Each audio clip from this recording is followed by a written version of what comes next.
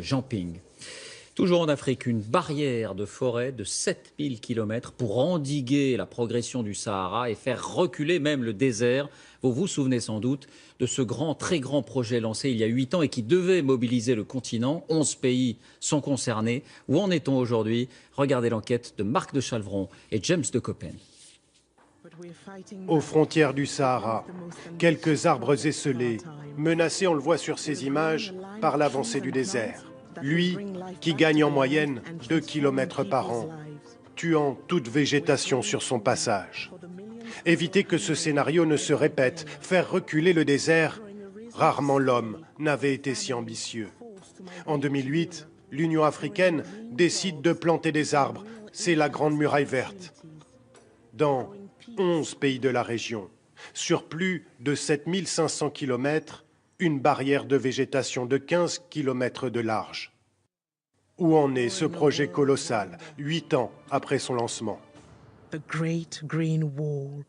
Nous sommes allés dans le nord du Sénégal, là où tout a commencé sous l'impulsion du gouvernement sénégalais.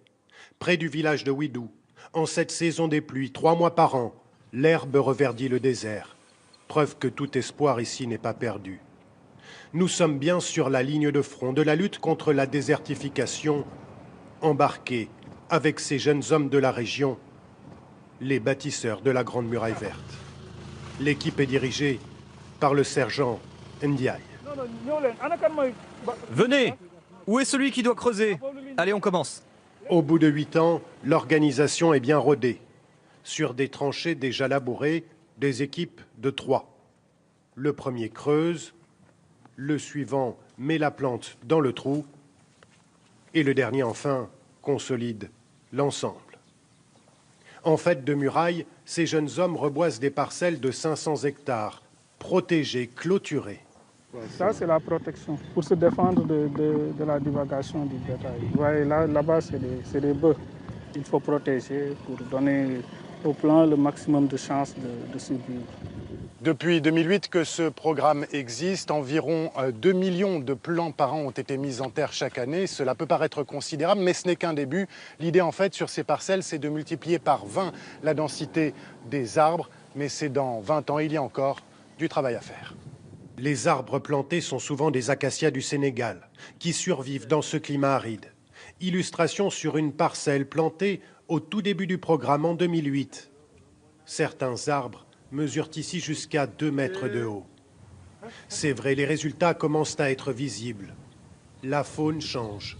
Des oiseaux qui avaient disparu font leur retour, attirés par une nature plus généreuse. La population également y trouve son compte. Les femmes du village, tout particulièrement. C'est elles qui s'occupent des jardins maraîchers, mis en place dans le cadre de la muraille verte, avec à la clé des légumes et des fruits qu'elles ne connaissaient même pas. Des fruits qui n'ont pas besoin d'être arrosés et des revenus nouveaux pour les 248 femmes qui travaillent ici. Avant, il n'y avait pas de fruits et légumes dans cette zone. Maintenant, on en a avec ces jardins. C'est une révolution pour nous. C'est très bien tout ça. Mais si on avait davantage d'eau, ce serait extraordinaire. Il nous faut de l'eau. Pour les pommes de terre ou encore les carottes.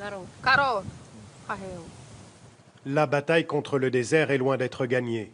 On le voit d'ailleurs, prêt à faire disparaître l'herbe qui existe encore. Mais l'adhésion de la population est une première victoire.